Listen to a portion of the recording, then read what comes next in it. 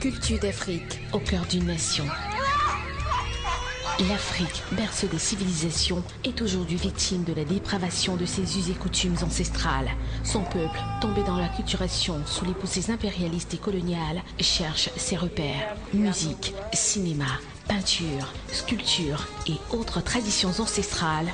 Toute la culture d'Afrique sur CAMnews 24. Bienvenue madame, monsieur à cette autre édition de Culture d'Afrique sur CAMnews 24.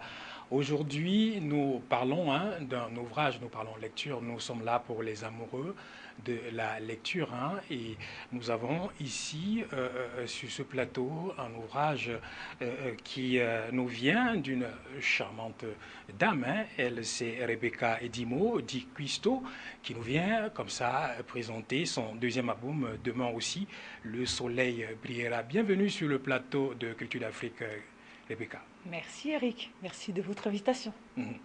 Alors, nous allons, on va dire que c'est le deuxième ouvrage.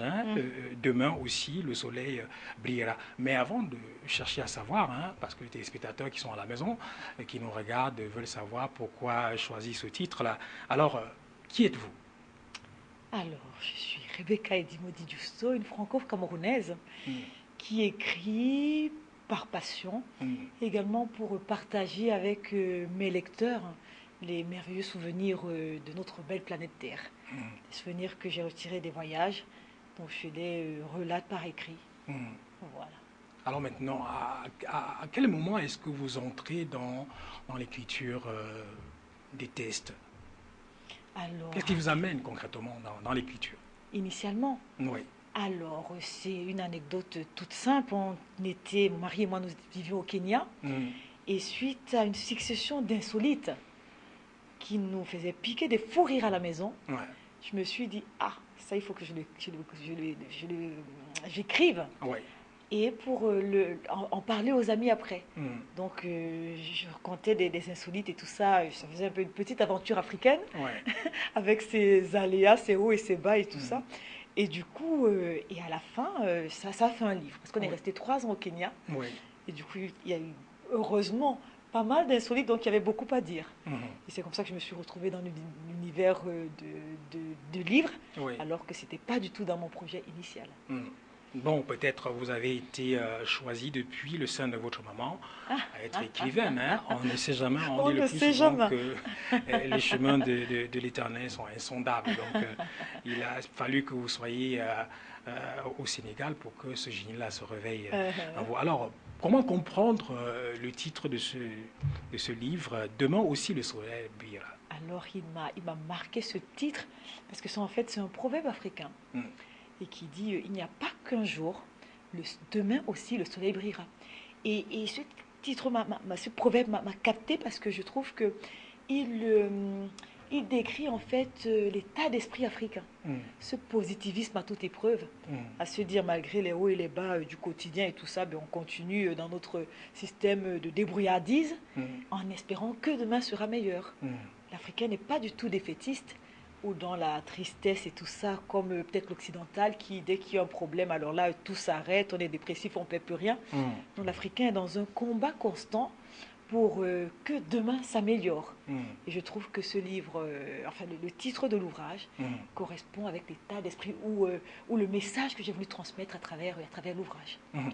Bon, alors, on est ici, ça c'est le deuxième ouvrage. Est-ce que c'est une continuité ou alors c'est vraiment différent du premier ouvrage? C'est pas différent, c'est une continuité parce que on le sait, chaque auteur a un thème précis, à moins que par goût de défi ne décide de changer complètement et de faire autre chose. Mais moi, mon thème, en fait, c'est des carnets de voyage.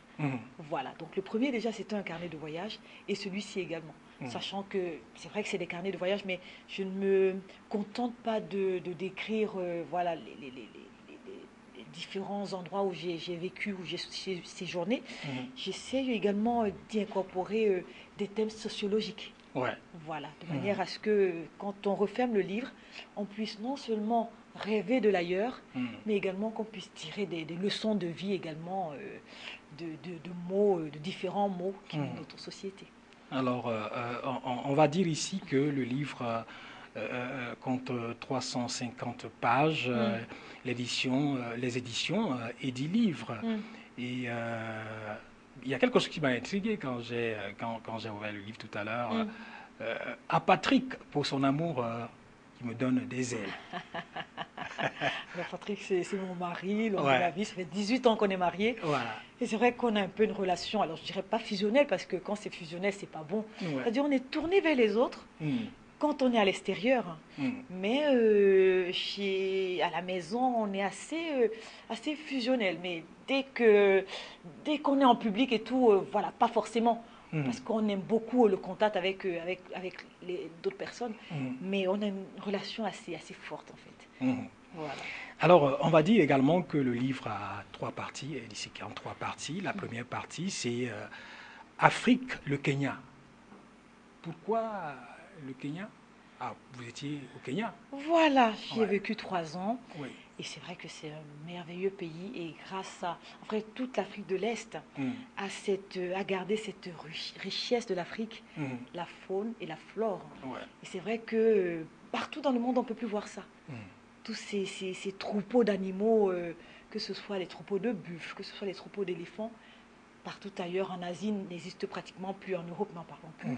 Et c'est vrai que ça fait vraiment une richesse dont l'Afrique peut encore être fière. C'est vrai que ceux qui ont un tout petit peu de moyens un peu partout de voyager, alors là, le Kenya, l'Afrique de l'Est, ça fait partie du voyage à faire au cours de sa vie, en fait. Je suis contente de savoir que c'est dans mon continent, en Afrique, qu'il existe de telles richesses naturelles. Heureusement, vous sortez du lot. Hein. J'ai cru que peut-être en parlant de l'Afrique, vous allez peindre l'Afrique comme on a l'habitude de peindre toujours ce qui est mauvais, ce qui est sale et tout ça. Donc, Voilà. on peut dire que dans cette première partie, vous motivez, vous incitez les gens à faire ce voyage-là, à découvrir ce que vous avez découvert. Absolument, absolument. Alors, ça ne parle pas que de safari. C'est vrai, on y a vécu 3 ans.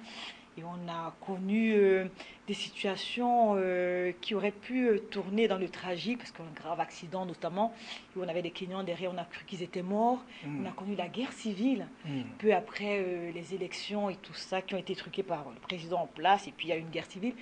Donc, c'est vrai que l'Afrique, je la décris de manière assez réaliste, assez objective, en me disant, il y a de beaux paysages, il y a la faune, il y a la flore, il y a cet état d'esprit Hakuna Matata. Il n'y a pas de problème, même si on croule sous les problèmes, non, on garde le positivisme. Mais il y a également les réalités. Alors ça ne sert à rien d'ausculter ça. Parce que ça aussi, c'est réalité, le fait de devoir combattre au quotidien la pauvreté, la misère, le chômage et tout ça. Voilà, c'est peut-être le côté... l'Afrique ne devrait pas en être... on ne devrait pas avoir honte de cette réalité. On ne devrait pas la cacher non plus. On devrait l'exposer, et tout en montrant comment les Africains arrivent à faire face à cette situation pas toujours évidente. Exact. Voilà. Alors maintenant, la deuxième partie, Europe, la France. Voilà, parce qu'après 3 ans au Kenya, on est reparti vivre en France. Et là, pareil, j'ai décrit les réalités aussi, parce qu'il n'y a pas que de belles choses en France. Voilà, je décris, oui, la grisaille, le côté, pas toujours, alors qu'on a tout, on a un confort matériel et tout ça, mais on n'en est pas toujours conscient, parce que les facilités de la vie font qu'on a déjà peur, on est en constante peur de perdre ce qu'on a. Et ça fait qu'on ne profite pas de ces choses-là. Voilà. Et ça aussi, je le décris avec la France, avec ses réalités, ses aléas aussi, ses hauts et ses bas. Voilà. Et la troisième partie du livre, Amérique, Costa Rica. Oui, parce qu'après 3 ou 4 ans en France, on est parti en Amérique du Sud. Et là, c'est encore une culture complètement différente, mais assez enrichissante également. Parce qu'au Kenya, ils disaient Hakuna Matata, et au Costa Rica, ils disaient Pura Vida. Parce que pour eux, le plus important, ils ont 3 choses importantes. Et ça, c'est une leçon de vie que j'ai dégagée également. Que les choses importantes dans la vie, ce n'est pas forcément le matériel. Alors, si on a un confort matériel, tant mieux. Mais le plus important, c'est finalement au Costa Rica, la communauté, la famille et la religion. Voilà. Et ils ont ces 3 choses. Et c'est vrai que c'est vraiment la pura vida au pays, en fait, au Costa Rica, tout à fait. Donc, on peut dire aujourd'hui que demain aussi, le soleil brillera. C'est un ensemble, c'est un livre qui relate la trois cultures. Absolument. Donc, Tout à fait. l'Afrique, Tout à fait. l'Europe Tout à et fait. l'Amérique. Oui. Bon, mais comment est-ce que vous faites pour ne pas vous entremêler? Bonne question. Alors, quand on est, par exemple, quand on était au Kenya, on essayait de vivre pas en faisant des comparaisons chauvines, Hum, en se disant, bon, on vit en France, mais eux, c'est différent et tout ça, bien ou pas bien. Non. C'est-à-dire, quand on est quelque part, on essaie de s'imprégner complètement de l'endroit, hum, parce qu'on se dit finalement qu'on n'a jamais le monopole du savoir. hum, Voilà, donc on vit peut-être en France, on est venu vivre au Kenya, mais autant s'adapter le plus possible hum, et d'essayer de comprendre cette nouvelle culture hum, et d'essayer de prendre les bons côtés de cette culture hum. tout en gardant les bons côtés de notre culture origine. Moi, ma culture camerounaise, par exemple, parce que l'Afrique de l'Ouest, il faut dire que c'est complètement différent de l'Afrique de l'Est. Ouais. Voilà, Hum. tout à fait. Ou de l'Afrique centrale. De l'Afrique, voilà. Alors, moi, j'ai tendance en Afrique, depuis que j'ai fait le Kenya, à dire, vous avez raison, Cameroun, c'est l'Afrique centrale. Moi, j'ai tendance à dire ouest et Et est. Est. Voilà, sachant que le Camerounais est plus proche de, du Nigérian ou de l'Ivoirien Oui. que du Kenyan. Ouais. Voilà, Ouais. même s'il fait partie de l'Afrique centrale Hum, et que, voilà. hum. Alors, ça veut dire que dans le livre, vous racontez un peu vos expériences vécues dans ces différents, on peut dire, Hum, pays-là. hum, hum. Quelqu'un va se poser la question, celle de savoir, vous êtes des touristes uniquement, ou alors vous n'avez pas de travail, vous êtes allé là-bas uniquement pour ça, ou vous venez le temps de pouvoir remarquer tout ce que vous avez relaté dans vos Excellent. livres. Oui, en fait, on a décidé de. C'est vrai qu'on mène un mode de vie assez atypique. Hmm. Alors avant, bon, maintenant, on est rentier, mais pendant longtemps, on travaillait en Europe. Hmm. On mettait de l'argent de côté Hmm. pour pouvoir prendre des années sabbatiques, en fait. Ouais. Donc au Kenya, on n'a pas voulu vivre en tant qu'expatrié, mais un expatrié qui travaille 7-8 heures par jour, parce qu'on n'aurait pas profité de l'habitant. Hmm. Notre objectif, c'était vraiment de, de, de, de vivre donc au Kenya et de s'imprégner complètement de la culture. Oui, c'est Et Kenya. pour ça, il fallait côtoyer l'habitant Hmm. pratiquement quotidiennement. Hmm. Et on a eu ce bonheur de côtoyer le Kenyan. Hmm. Voilà, en le côtoyant, donc, d'essayer de prendre ce qu'il y avait de bon Ouais. dans la culture kenyane. Hmm. Voilà, c'est ce qu'on a fait. Voilà. Et maintenant, hein, on a envie de se demander quelqu'un qui va aller dans une librairie ou alors dans une boutique acheter ce livre demain, aussi le soleil brillera, Mhm. qu'est-ce qu'il va bénéficier? Qu'est-ce que ça va lui apporter? Alors, déjà, quelque chose de fabuleux dans le sens que les livres, c'est la façon notamment des carnets de voyage. Ouais. C'est la possibilité de découvrir l'ailleurs Hmm. en étant assis sur son canapé, Ouais. sans avoir dépensé des millions d'argent pour payer le billet d'avion et puis pour vivre sur place. Hmm. Donc ça apporte déjà une très belle culture de notre monde Hmm. et tout, mais ça n'apporte pas que ça, parce que finalement l'aspect sociologique du livre permet comme je dis toujours, en refermant le livre, d'essayer de s'analyser soi-même Hmm. et de tirer leçons également, Hmm.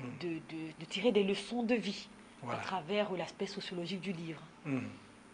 Voilà. Alors, ça veut dire que là, on va dire hein, aux téléspectateurs qui nous regardent par le monde que c'est un ouvrage fabuleux parce que trouver trois cultures, je vais dire ça ici, dans un seul livre, c'est pas évident. C'est-à-dire que étant assis, comme tu disais tout à l'heure, dans ton canapé, dans un coin du monde, tu parviens à t'imprégner de ces trois cultures-là. Aujourd'hui, quand je finis le livre, si je vais au Kenya, je saurais déjà si je vais en France, si je vais en Voilà. Amérique, plus précisément à Costa Rica.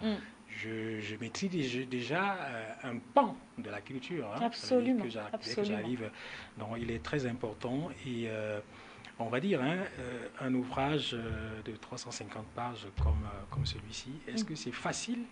Bien, c'est vrai, hein, vous avez pris le temps de... C'est un peu comme un journaliste, hein, permettez-moi, qui va sur le terrain et qui recoupe les informations. Et il revient Absolument. maintenant, il faut rendre. C'est un peu Voilà, ça. le compte rendu, c'est Voilà, exactement ça. C'est un peu ça.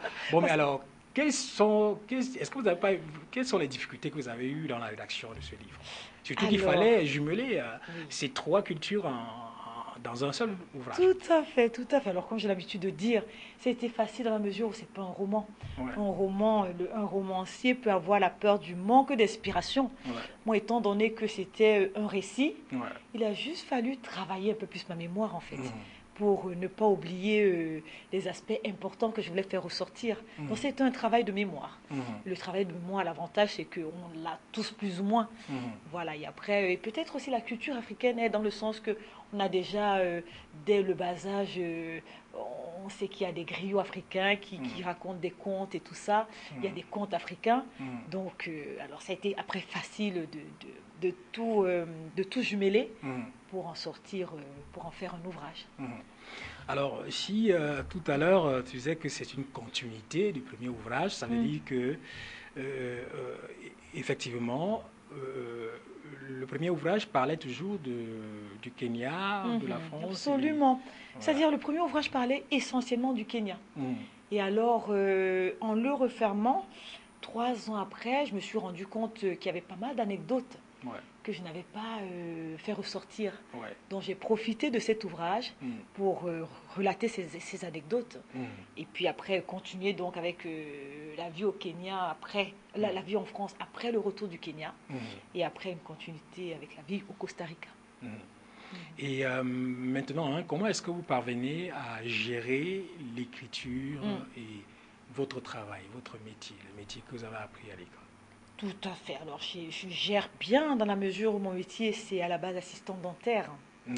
Donc, alors pour ne pas perdre la main, entre guillemets, j'essaie de travailler 5 mois dans l'année. Donc, déjà en hiver, parce qu'il fait froid. Donc, parce qu'en même temps, je fais pas mal d'activités bénévoles également, bénévoles et culturelles. Alors, donc, j'ai donc ça déjà, la partie importante de ma vie. Mais après, vu que quand c'est l'hiver et qu'on ne peut pas trop être à l'extérieur et tout ça, au contact avec les personnes, là dont je me consacre à mon travail, et également l'été. Parce que l'été, tout le monde est parti en vacances, il n'y a que des touristes à Paris. Alors du coup, je travaille dans la semaine, et puis le week-end, je visite Paris comme je me transforme en touriste en fait, pour visiter Paris en même temps que les touristes. Et on va dire également qu'avoir un deuxième ouvrage, qui 350 pages, ça veut dire que Rebecca a pris goût de l'écriture. Oui. Donc, alors, étant donné que je ne suis pas toujours inspirée, c'est pas parce que celui-ci, par exemple, le précédent était de 2010, là de 2015. Voilà, et là, j'ai peut-être pris goût à l'écriture, mais voilà, c'est vraiment à la manière africaine. On prend tout son temps, on n'est pas patient. Voilà, pour ne pas sortir n'importe quoi. Ça veut exactement. Dire que, bon, mais naturellement, si c'est 2010-2015, ça veut dire que c'est bien pensé, c'est mûri, c'est des idées. Donc, ce n'est que normal. Hein.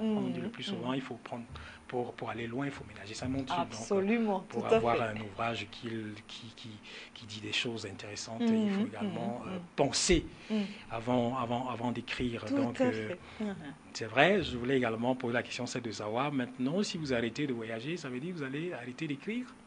Oui. Non, mais vous avez déjà pris goût, vous ne pouvez pas arrêter d'écrire. Alors, voilà. Mais en fait, c'est deux passions parce que déjà, on n'a pas arrêté de voyager, en fait. Donc, dans 1 an et demi, on prévoit d'aller ailleurs, dans un autre continent, pour y découvrir forcément, on en est persuadé de très, très belles cultures aussi, notamment les aborigènes d'Australie, qui sont dans le centre rouge. On prévoit de les côtoyer pendant 1 année. Et on est sûr qu'on découvrira, on aura d'autres belles leçons de vie à les côtoyer. Et puis, à relater le récit par la suite, en fait, dans un prochain ouvrage. Voilà. Demain aussi, le soleil brillera, 350 pages. Ça coûte combien? Alors, ça coûte 24 €. Je n'ai pas réfléchi combien ça fait en francs CFA. Mais la bonne nouvelle, et c'est d'où cette promotion que je relance, c'est qu'il y aura le format, j'ai eu un éditeur qui a accepté, vu le succès du précédent ouvrage où j'ai très peu fait de promotion parce que quand l'éditeur, j'ai vu le prix, voilà, ça m'a complètement refroidi parce qu'on ne fait pas non plus l'ouvrage pour être millionnaire du jour au lendemain. On le fait surtout en premier pour partager avec le lecteur. Et donc, il y aura bientôt la sortie en format poche. Donc, ça sera déjà assez... L'exemplaire sera déjà facile à transporter parce que voilà, ouais. plus petit et tout ça. Et le prix également sera différent. Et ça, On pourra facilement mettre en poche. Absolument, oui. Ce sera le format poche à moins de 10 euros. Donc, il y a également des tout petits tests là qui m'interpellent un peu. Ah oui, Je des vais citations, me permettre d'hésitation. Oui. Il faut savoir s'arrêter, se calmer un peu et prendre le temps de goûter les choses, de les savourer, peu importe qu'il s'agisse du rire ou des prochaines vacances. Oui. Auteur inconnu. Ces citations, pourquoi est-ce que vous finissez en disant auteur inconnu? Ah oui, parce que c'est une citation que j'ai trouvée belle. Et j'ai cherché l'auteur, j'ai pas su de qui venait cette citation. Ouais. Du coup, j'ai mis auteur inconnu en fait. Ouais, c'est l'honnêteté également, l'honnêteté Voilà. intellectuelle. Oui, absolument. Pour ne pas coller à quelqu'un. Mhm. Alors, est-ce que le troisième ouvrage est en chantier ou alors Pas encore. pas encore? Pas encore, mais il va pas tarder à démarrer parce que je commence déjà à structurer, à faire une sorte de voilà, l'introduction et tout ça. Voilà, il est en cours en fait, on va dire. Il est Tout à en fait. cours. Oui. Bon, en dehors de l'écriture, dans l'art en général, Oui. Rebecca, vous touchez à autre chose? Dans l'art, je m'essaye à la peinture, mais alors Mais j'avoue pourquoi que le plus souvent, quand après l'écriture, c'est la peinture? Moi, je ne comprends pas. allez donc savoir. Allez donc savoir, mais c'est vrai que alors je l'ai fait un peu, j'ai fait un peu de peinture au Kenya quand j'avais du temps. Mhm. Et du coup, mais mon objectif, c'est de développer cet art, en fait. Donc, de prendre carrément des cours Ouais. de peinture Mhm. et pour pouvoir faire des choses assez belles. En Ben, mais fait. pourtant, certaines personnes disent que la peinture c'est facile. Il suffit seulement de ramasser la peinture mais avec la main, frapper sur un tableau quand ça s'éparpille là. Tout Après, à quelqu'un fait. va commencer à expliquer ça veut dire Oui, ça, ça oui, veut dire oui, ça. oui, oui. C'est Ben, vrai que mais moi, dit que prendre les oui, cours de peinture, c'est. voilà, c'est que moi, je voudrais bien peindre, mais pas forcément, voilà, pas forcément des taches sur une toile. Mais Ouais. oui, j'aimerais bien, j'aime beaucoup, je sais pas comment on appelle ça, c'est la peinture africaine. Vous Hmm. savez, un peu ces tableaux Avec des avec, messages. voilà, Voilà. tout à fait. Hmm. Et je sais que ça, c'est un domaine assez spécifique. Alors, il y Hmm. a des personnes qui ont des dons et qui le font spontanément. Hmm. Mais moi, je pense que pour m'y mettre et tout ça, j'ai besoin d'une d'une formation, d'une vraie formation pour faire ce genre de tableau en fait. Parce que En tout j'aime cas, je beaucoup. pense que vous avez le génie en vous et juste avec un peu de courage, de jugeote et alors de volonté, ça va arriver parce que Vous êtes bien aimable, Eric. quand on regarde vos doigts, quand vous êtes en train de gesticuler, ça veut dire que ça va également aller avec les Ah, pinceaux. ben voilà. En fait, c'est culture d'Afrique qui vous parle. Donc, Tout à fait. Tout à alors, fait. un dernier mot sur Oui. l'ouvrage d'un moment à l'autre, on va sortir de l'émission. Un dernier mot. Un dernier mot, mais je suis contente d'être au pays. C'est fabuleux, c'est fabuleux. Bon, mais avant, je vais vous couper un peu, permettez-moi. Oui. On peut trouver le livre facilement au Cameroun. Ou alors, si Alors, je vais dans acheter. les librairies, non, mais alors merci Internet, Mhm. avec la possibilité d'avoir accès à n'importe, que ce soit le livre ou bien tout autre objet, Mhm. à travers, sur le net. Mhm. Donc, ça peut être disponible pour mes lecteurs camerounais en téléchargement. Oui. Alors, ça peut être à la FNAC, sur Amazon, Mhm. ou également sur le site de mon éditeur. Mhm. Voilà, des fois, je peux être Le site de téléchargé. l'éditeur Eddy Livre. Tout à fait. Mhm. Oui. Bon, Eddy Livre, je ne vais pas faire de commentaire là-dessus. Le dernier Oui. mot, parce que ça me dit quelque chose, mais je ne vais pas faire de Ah commentaire oui, là-dessus. Le d'accord, dernier mot. d'accord.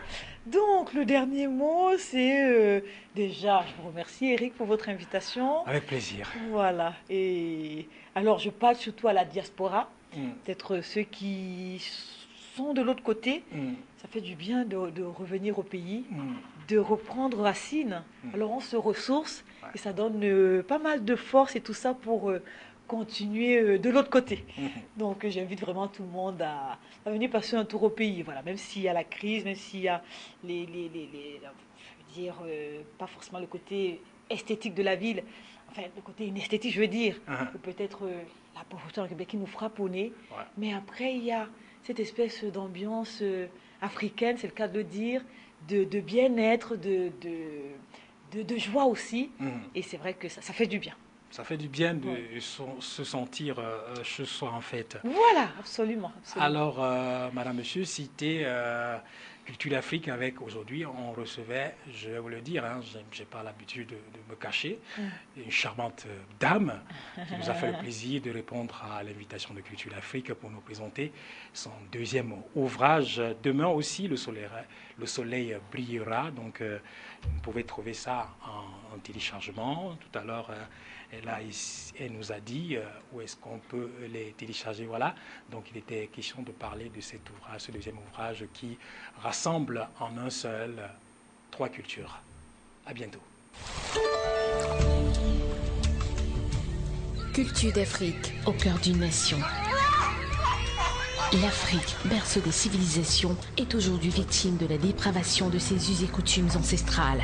Son peuple, tombé dans l'acculturation sous les poussées impérialistes et coloniales, cherche ses repères. Musique, cinéma, peinture, sculpture et autres traditions ancestrales. Toute la culture d'Afrique sur CAMNews 24.